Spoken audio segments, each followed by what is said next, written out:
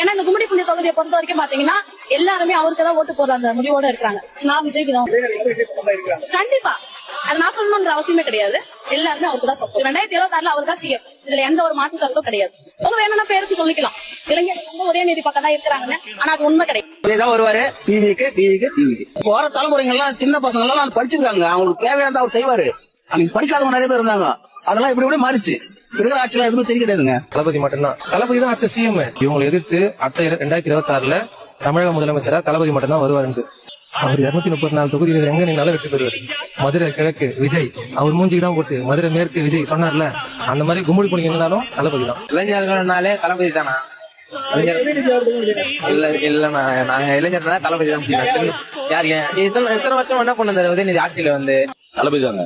தளபதினா நீங்க ஒன்னும் முகாசம் நினைச்சுக்க போறீங்க. நம்ம தளபதி விஜய் தான். காசுக்காக நான் பேசலங்க.